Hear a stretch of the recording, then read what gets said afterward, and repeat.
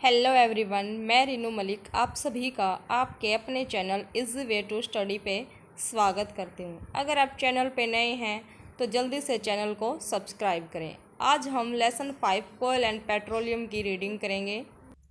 Chapter number 5 coal and petroleum.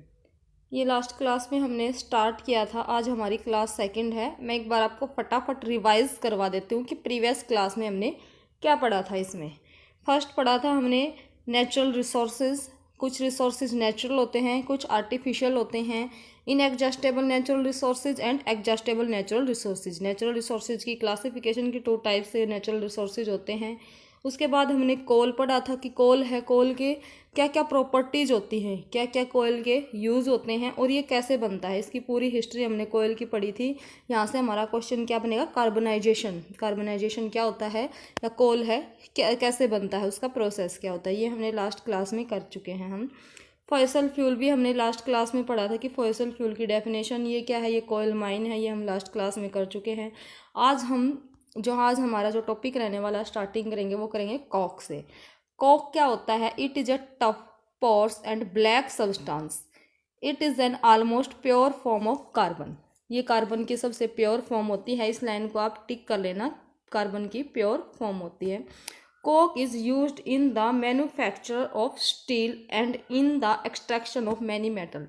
Coke है ये steel की मैन्युफैक्चरिंग में काम आता है, स्टील बनाने में, और बहुत सारी मेटल को एक्सट्रैक्ट करने में। मतलब उनकी ओर के साथ जो मेटल होती हैं वो दूसरी मेटल के साथ मिक्स होकर या दूसरे सब्सटेंसेज के साथ मिक्स होकर अर्थ के अंदर से मिलती हैं। तो हम क्या करते हैं, उनमें से प्योर मेटल को निकालते हैं, एक्सट्रैक्ट करते हैं। तो उसके लिए किसका यूज किया जाता है? कोक का यूज किया जाता है। अगर आपसे कोक की प्रॉपर्टीज़ पूछते हैं तो कोक क्या होता है? टफ होता है, पोर्स होता है, ब्लैक कलर सब्सटेंस होता है, almost pure form of carbon होता है।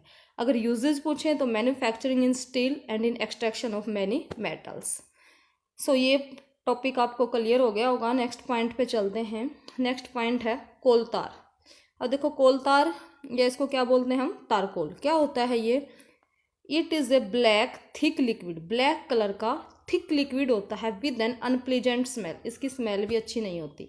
ये देखो, ये आपने देखा होगा कि जो सड़क बनाते टाइम है उसमें ब्लैक कलर की जो ऊपर परत चढ़ाई जाती है वो तारकोल की चढ़ाई जाती है, तो उसकी जो स्मेल होती है वो बिल्कुल अनप्लीजेंट होती है।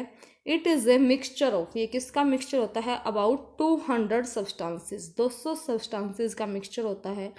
Products obtain from coal tar are used as, जो कोलतार से जो प्रोडक्ट हमें मिलते हैं वो कहाँ यूज किए जाते हैं? Used as starting material for manufacturing various substances used in everyday life in and in industry. ये हमारी एवरीडे लाइफ, डेली की लाइफ में भी यूज होते हैं, उसके साथ साथ इंडस्ट्री में भी यूज होते हैं। लाइक कहाँ यूज होते हैं? जैसे कि सिंथेटिक डाइज, डाइज बनाने में, drugs, explosives, perfumes, plastic, paints, photographic materials, roofing materials etcetera. तो ये क्या है? ये कोलतार के जो इसमें जो सब्सटेंसेस यूज होते हैं उनका क्या है, उनके यूज़ हैं कि भी जो कोलतार से जो प्रोडक्ट हमें ऑब्टेन होते हैं वो कहाँ कहाँ यूज किए जाते हैं। Photographic materials, roofing materials etcetera. Interestingly, naphthalene balls used to repel moths and other insects are also obtained from coal tar। देखो, नेपथलीन की जो बॉल्स होती हैं ना, वाइट कलर की बॉल्स होती हैं, वो हम डिसइंफेक्ट करने के लिए अपने घरों में भी यूज करते हैं, या हम जैसे हॉस्पिटल वगैरह में आपने देखा होगा उसको वाइट कलर की जो नेपथलीन की बॉल्स होती हैं छोटी छोटी, तो वो क्या होता है? एक्चुअली वो कोलतार ही होता है, कोलतार से ही वो ऑब्टेन होती हैं। दीज डेज, ये येलो कलर का नोट है, ये इंपॉर्टेंट है, इसको एक बार रीडिंग मार लेते हैं। क्या है ये? These days bitumen a petroleum product, bitumen भी एक पेट्रोलियम का प्रोडक्ट है, is used in place of coal tar. वो कोलतार की जगह पे आजकल ये यूज किया जा रहा है for melting the roads, roads को मेल्ट करने के लिए। जो नेक्स्ट हमारा टॉपिक है वो क्या है? Coal gas. अब कोल गैस क्या होता है? कोल गैस भी ये जो कोयला होता है उससे हम कोक में कन्वर्ट करते हैं, तो उस प्रोसेस के ड्यूरेशन में हमें कोल गैस है वो मिलती है। Coal gas is obtain during the processing of coal to get coke. जब कोयले को कोक में चेंज किया जाता है तो उस प्रोसेस में जो गैस हमें जो मिलती है वो क्या होती है, कोल गैस। उसी गैस को कोल गैस बोला जाता है। नोट पढ़ लेते हैं, येलो कलर वाला हमारा इंपॉर्टेंट नोट है।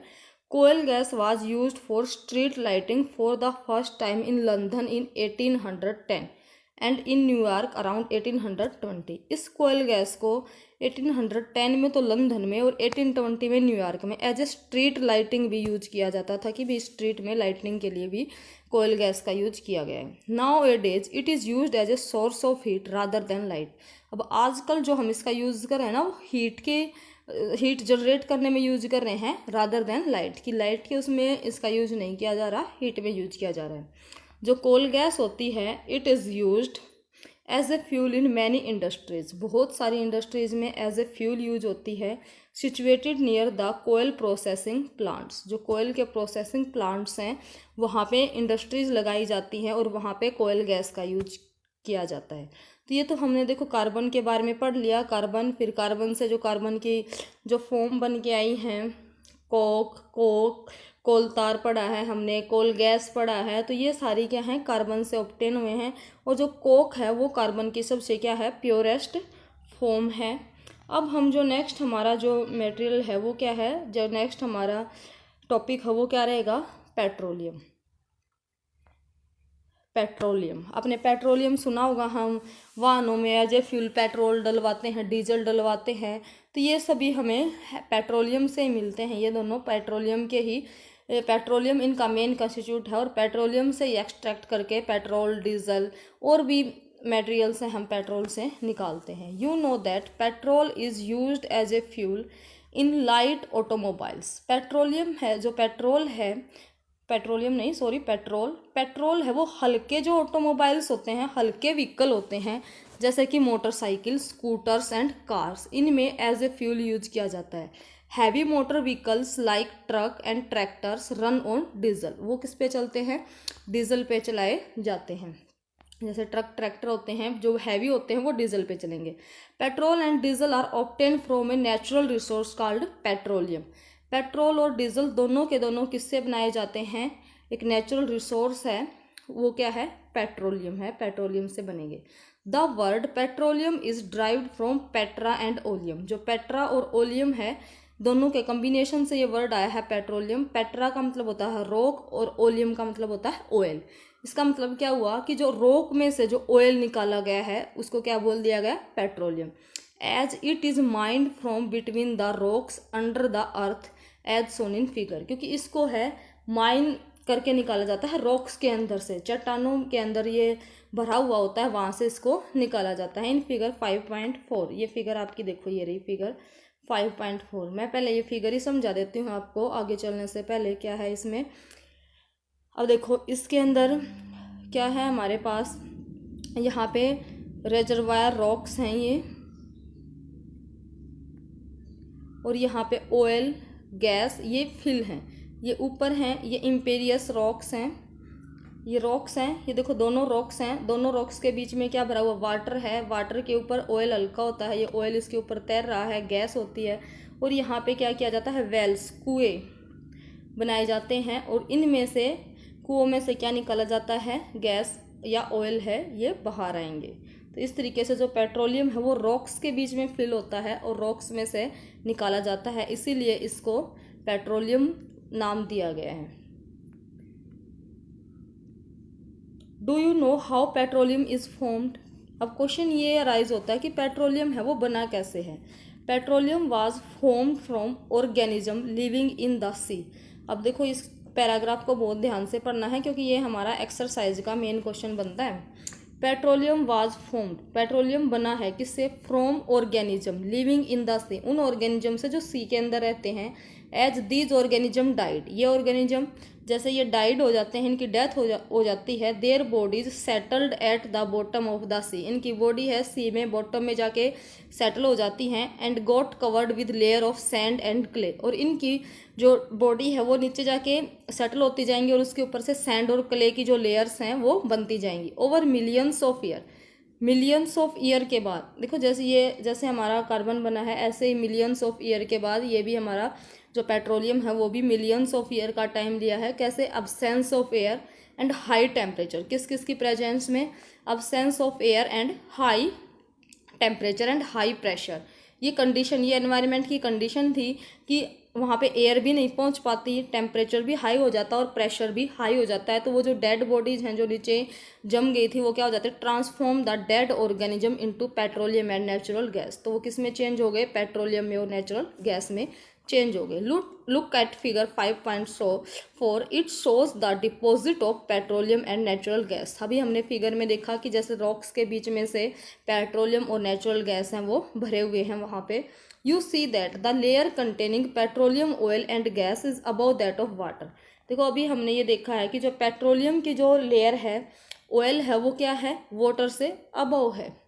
क्यों अबव है, क्योंकि जो पेट्रोलियम है ऑयल है, और ऑयल क्या होता है, ऑयल वाटर से हल्का होता है, इसीलिए ये पानी के ऊपर तैरता है। देखो वाटर यहाँ पे भरा हुआ है और जो ऑयल की लेयरिंग है वो यहाँ पे है, गैस है वो ऑयल से भी ऊपर है। तो हम अगर वेल में से खोद के इसको निकालेंगे तो यहाँ से हमारी गैस बाहर आएगी, यहाँ से हमारा ऑयल है वो बाहर आएगा। तो इस तरीके से जो ये रॉक्स के बीच में भरे हुए हैं ऑयल और गैस, और इसी ऑयल को क्या बोला जाता है, पेट्रोलियम। और गैस कौन सी होती है, ये natural gas. It shows the deposit of petroleum and natural gas. You see that layer containing petroleum, oil and gas is above that of water. ये वाटर से ऊपर तैरते हैं जो ऑयल होता है। क्यों, क्योंकि ऑयल है वो हल्का होता है। Why is it so, ऐसा क्यों होता है। Recall that oil and gas are lighter than water. Oil और गैस है वाटर से लाइटर होते हैं, हल्के होते हैं। Do not mix with it, और इसके साथ मिक्स नहीं होते। येलो कलर का नोट देख लेते हैं। The world first oil well, जो संसार का जो सबसे पहला ऑयल वेल है ना, वो पेनिसिलिया में ड्रिल किया गया था, वहाँ पे पेनिसिलिया में बनाया गया था। कहाँ है ये पेनिसिलिया, ये यूएसए में है। इन 1859 में पहला वेल है वो वहाँ पे ड्रिल किया गया था। 8 ईयर लेटर, उसके 8 साल बाद, in 1867 oil was struck at Makum in Assam. India के अंदर उसके 8 साल बाद इंडिया में टेक्नोलॉजी आई, और कहाँ पे, आसाम में। आसाम में सबसे पहला ऑयल का जो वेल है वो ड्रिल किया गया। कब किया गया, 1867 में। In India oil is found in, अब इंडिया के अंदर कहाँ कहाँ मिलता है ऑयल, आसाम में, गुजरात में, मुंबई में, and in the river basin of Godavari and Krishna और गोदावरी के रिवर बेसिन के अंदर मिलता है। रिफाइनिंग ऑफ पेट्रोलियम, अब पेट्रोलियम हमने निकाल तो लिया, इसका प्रोसेस क्या है कि इसको रिफाइन कैसे किया जाता है, कैसे इसको रिफाइन करके हम यूज़ करेंगे। Petroleum is a dark oily liquid, dark colour का ऑयली लिक्विड होता है। इट हैज़ अनप्लीजेंट ऑडर, इसकी जो ऑडर होती है, स्मेल होती है, वो भी अनप्लीजेंट होती है। It is a mixture of various constitute such as petroleum gas, petrol, diesel, lubricating oil, paraffin, wax etcetera. The process of, इसका जो प्रोसेस होता है, सेपरेटिंग द वेरियस कंस्टिट्यूट, इसके अलग अलग कंस्टिट्यूट को अलग अलग करने का जो प्रोसेस होता है उसको क्या बोलेंगे, रिफाइनिंग ऑफ पेट्रोलियम, या फिर पेट्रोलियम रिफाइनिंग कहाँ की जाती है, पेट्रोलियम रिफाइनरी के अंदर इसकी रिफाइनिंग की जाती है। तो रिफाइनिंग क्या होता है, रिफाइनिंग वो प्रोसेस होता है जिसके अंदर पेट्रोलियम, जो हमने ज़मीन से जो पेट्रोलियम निकाला है उसके कॉन्स्टिट्यूट होते हैं उसके अंदर अलग अलग, उनको क्या किया जाता है, अलग अलग किया जाता है और उसको प्योर किया जाता है। तो ये प्रोसेस कौन सा होता है, refining of petroleum. Various constitute of petroleum and their uses are given in table 5.1। अब इसके यूजेस हम 5.1 टेबल में दिए हुए हैं, ये हम कल वाली क्लास में, नेक्स्ट क्लास में करेंगे। आज के लिए आपको इतना ही करना है। एक बार ये व्यू देख लो कि पेट्रोलियम रिफाइनरी है, इस टाइप की पेट्रोलियम रिफाइनरी होती है। इसमें क्या किया जाता है कि भाई पेट्रोल है, जो पेट्रोलियम है जो हमने ड्रिल करके कुओं से निकाला है ना, उसको रिफाइन मतलब उसको साफ़ किया जाता है, मतलब उसमें से पेट्रोल अलग किया जाता है, डीजल अलग किया जाता है, नेचुरल गैस को अलग किया जाता है। इस तरीके से और भी उसमें जो कंस्टिट्यूट होते हैं उनको क्या किया जाता है, अलग अलग किया जाता है। सो इस क्लास में आपके लिए आज के लिए इतना ही है। वीडियो का नोटिफिकेशन सबसे पहले पाने के लिए चैनल को सब्सक्राइब करना न भूलें।